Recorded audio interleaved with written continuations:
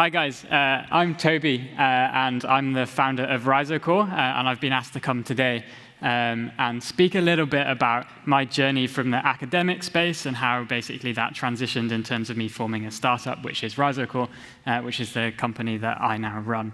And then we'll transition on a little bit. I'm going to bring one of our investors on who will talk about his thesis and how that journey came on after this and why they decided to invest in us. So to start with a little bit, I want to talk to you a little bit about my journey and where I started in the academic space, because that will flavor, I think, some of this transitional conversation about how we get startups out of academic spaces and really launch them into a high-growth scale that can have impact in terms of the planet. So a little bit of background about myself.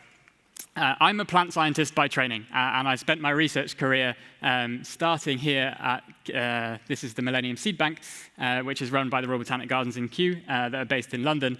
And this is a fantastic project that's kind of more in the non-profit sector about trying to conserve the world's biodiversity in terms of plant science. I then went on to go and study a PhD at the University of Bath, where I kind of became, across these two institutions, kind of deeply fascinated by the interaction that plants have with other microorganisms that exist in their environment and how the communication system evolved between plants and organisms, particularly fungi. And so this is kind of really where my kind of academic life started, but that then transitioned into me kind of wanting to really have an impact and kind of really getting stuck in the academic world, not having an impact with the work I was doing on the biodiversity problems and climate. And so I started asking the question, how do we really drive impact in that kind of knowledge that's generated throughout that process? This is kind of important in terms of, I think, this will flavor a part of the conversation for later on in terms of how I transitioned out of the academic space and into the startup space. Because when I was an academic, I really did not have the skills or the knowledge to be able to be running a business. And these two organizations were critical with translating that in terms of that. Spin Up Science is a bit of a more educational entity that was founded by a guy called Ben Miles, who used to be part of Xylo, which was an incredibly successful startup that spun out of the University of Bristol with a piece of chemistry IP. And Ben started Spin Up Science to basically understand and try and help academics that have got really interesting IP within a university space, but having to navigate the complex relationship that universities like to have with companies, particularly around equity and IP, in terms of getting those companies launched. And Ben's a bit of a coach and mentor and does a lot of the kind of discussion points with early founders who are kind of academics that don't have the knowledge to be able to do that, to translating them into knowledge. I then went on to go and work with a venture building studio called Deep Science Ventures that basically allowed me to kind of build companies, build IP in terms of this space, and then launch companies. I probably built concept companies for about 15 different concept companies in 6 months when I was at Deep Science Ventures. And during that time, they gave me the skill set to understand what is it that we need to do and understanding the financial models in terms of making sure that we have product market fit and that the customers really come first. And then we have to ask, can we fit the technology to those types of models? But these types of organizations are really important in terms of getting that kind of academic knowledge out. So what is it we do at Rhizocore? The first thing I have to do is talk to you about this really funky and fantastic part of biology, which are what are known as the mycorrhizal fungi. These are the world's and plants' natural fertilizers. They are symbiotic fungi that exist within soils, and they form an association with the roots of plants. And with Rhizocore, we work with symbionts that particularly associate with trees. They can form associations with over 95% of the plant species on the planet, and they basically, what they do in the environment is extract nitrogen and phosphorus for the soils, and they pump that into the plant to make sure that the plants survive, but also they can grow quicker. And this is an area that's kind of understood within the academic space, but hasn't really been exploited in terms of commercial application in terms of what we're doing. It's been tried, and there's been things that have gone wrong, and that's typically because academics have got this really cool bit of information, don't understand the industry, tried to create products that make no sense in terms of the application mode, and then they failed. Rhizocore is about trying to solve that. Why are they important?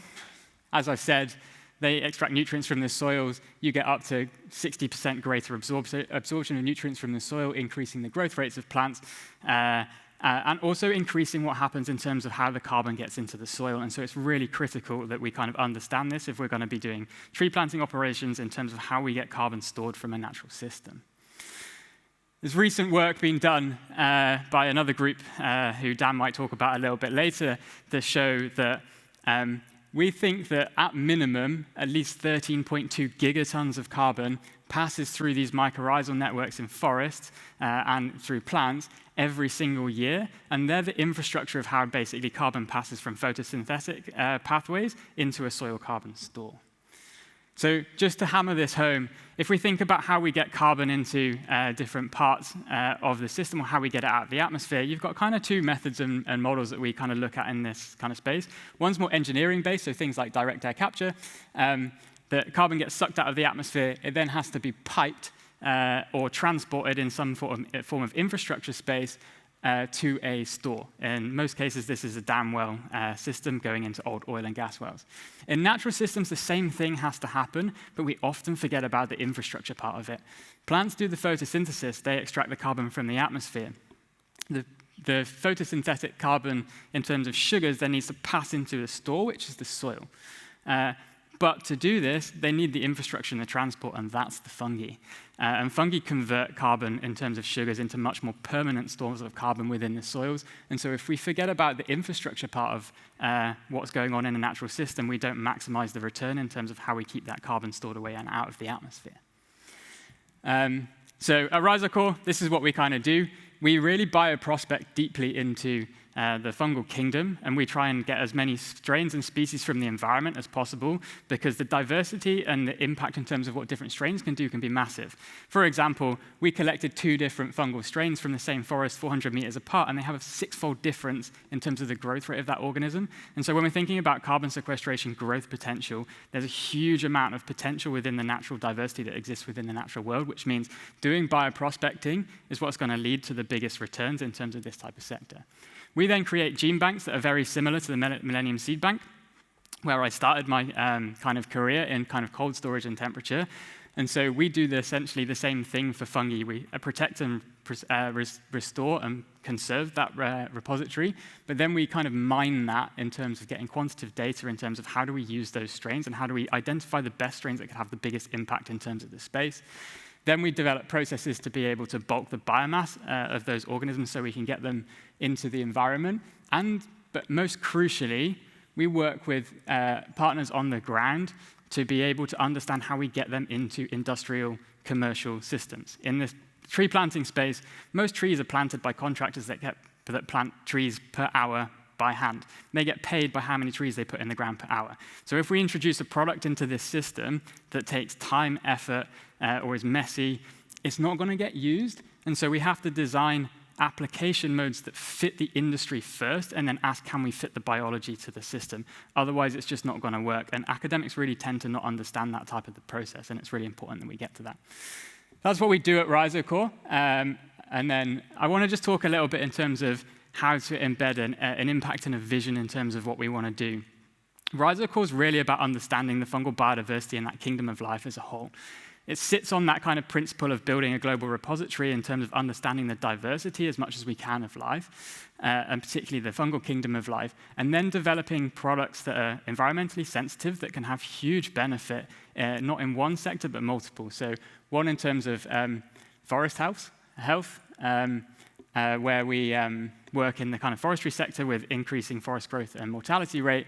But we also know that fungi can have really big impact in other environmental sectors that are important to us. So water health, we can use different groups of fungi to clean up things like nitrates and phosphate pollution from water, heavy metals, but also some organics. And so we use different parts of the fungal kingdom to basically develop new product lines in terms of this that can have big impacts in certain spaces.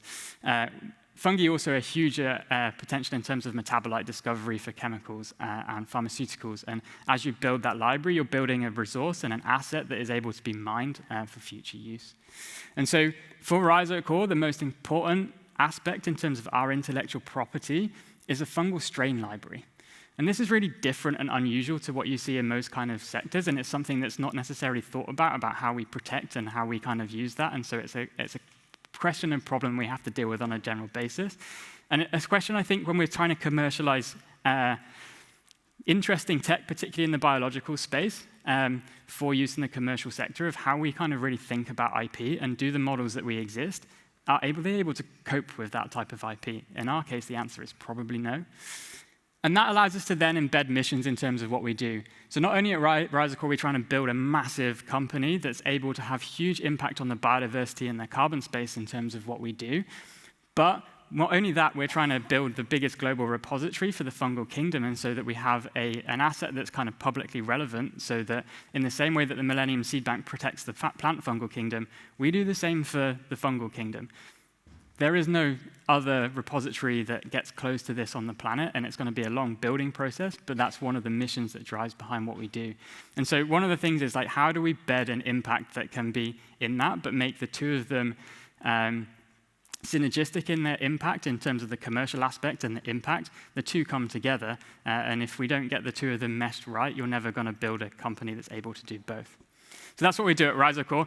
And I want to introduce Dan onto the stage, who's one of our investors.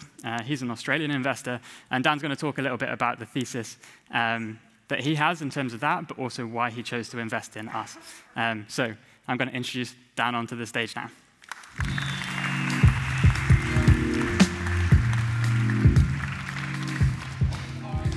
Thanks, Toby. First of all, I just want to say thank you for Toby, who's joined us all the way from Scotland to share his story today. And to us at Regen, founders are the heroes. You know, we're really the supporting cast. So my name's Dan Fitzgerald. I'm the founder and managing partner of Regen Ventures, which is an early stage global investment firm that invests in what we call regenerative technologies. But I want to start by talking about the importance of finding your tribe. And I think I want to start by acknowledging that this conference that we're at today, Purpose 2023, I actually attended the first ever Purpose in 2015 in Darlinghurst. There was about 200 people there that day. And at that moment in time, I was really searching for something. I'd had a career working in investment banking, realized that that really wasn't for me long term. That I was moving numbers around on a Bloomberg terminal and adding absolutely no value to the world. And exactly a year before coming to Purpose, our daughter, who was 1.5 at the time, was diagnosed with an incurable brain tumor, and we were told that she had less than 12 months to live. And so that was the biggest sort of shock to our system. It became this incredible liberating experience for us. We were unshackled from any expectations or perceptions of what we were supposed to do, and we just chose to live completely presently with Frankie, and to not have the 5-year plan, the 5-month plan, the 5-day plan, just really to live for tomorrow. And so 12 months after that, I think I was coming out and starting to think about how we might be able to integrate what our family cared about with what I did in vocation, vocation plus values. And coming to Purpose, I think Sally even gave me like a heavily discounted ticket in order to get me to come. And coming here and hearing from people like Simon Griffiths, Who Gives a Crap, James Chin Moody, who I think is here today. I know his wife Geraldine is as well. People like Will Richardson, Adam Milgram, and Meliane Havea, who I'm sure you've heard of or seen over the last couple of days, who I then went on to work with very closely for 5+ years after Purpose, just resonated in the importance of these types of events and finding our tribes. I wanted to give Sally and the whole team that puts on Purpose a shout out. It was an incredibly informative experience for me coming to Purpose. And just about every positive relationship that I've had since that moment professionally has come, or I can trace back to that initial conference. So I'm glad you're all here today. There's probably more people in this room than were in that first conference entirely, so I really wanted to just honour that. I think then, going on that journey, everyone talks about finding their life's work. Obviously, you've heard from Toby, who's absolutely living his life's work at the moment.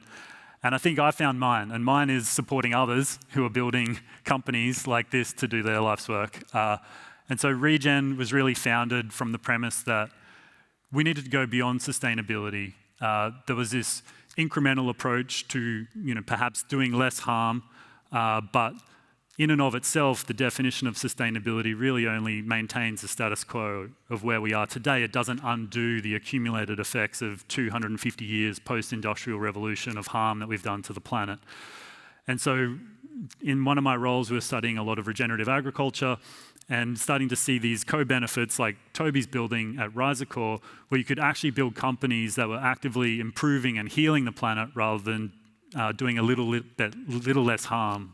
Well, that's through reducing emissions, or mitigating things. So that was the initial thesis for Regen, and we wanted to build a global scale regenerative technology firm that was going to be at the forefront of this shift and transition. So we started in 2021. We're now 2 years in. We've made 16 investments. 10 are in the US and 6 are in Europe. And we wanted to be global from day one. We want to invest in the best company in a certain category in the world. And that means both economically and impact-wise.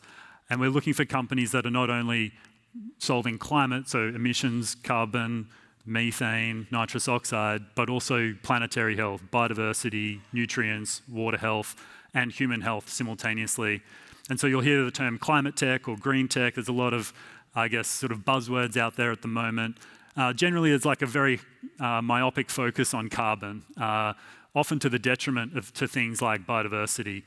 And we really want to change that. We think that we need to target all of those things simultaneously in order to create truly regenerative technology companies. I guess something I wanted to touch on a little bit was, just seeking this life integration. And, we get to support people like Toby, and to us, it's not only important what we're investing in, but how we're going about doing it. And so we want to build partnerships, not do transactions at Regen. We're very focused on supporting founders in the best way possible. Sometimes that's getting out of the way and letting them do what they need to do. Sometimes that's being, right alongside them and in the trenches in order to support them. But really seeking to integrate into our team. We've got these concentric circles. We've got our core team, an advisory board, a scientific advisory board, and then our investors, who we call our unlimited partners. They're often referred to limited partners in venture capital, but who each bring their own unique value contribution to what we're doing. And so we're building this ecosystem like a mycelium network that Toby's talking about, where there's this transfer of energy and nutrients below ground, and we're seeking to create that in this global movement that we're building at Regen. And we want to back companies from idea, in a lab, all the way through to IPO and beyond over time. So we're starting that scaling up process at the moment, and our ambition is really shared with those of the founders that we back. We want them to be building companies that become the most iconic global brands on the planet over the next several generations. And our aspiration is to support that with capital that scales as well, because while we acknowledge that scale isn't the be-all and end-all, that it's actually a necessity to solve some of the challenges that we're currently facing. So I'll go back to where I started, which was coming to Purpose, and that year where our daughter was diagnosed with that brain tumor. Her name's Frankie. She went on to live the most incredible 8-9 years. And then in August last year, things changed. She was 100% healthy, thriving young girl who was 9. And in August, her body started to fail her. And we came to the University of Sydney, Sydney Children's Hospital, and she had a biopsy, and there was this gene mutation, which was a positive diagnosis for a disease called DIPG.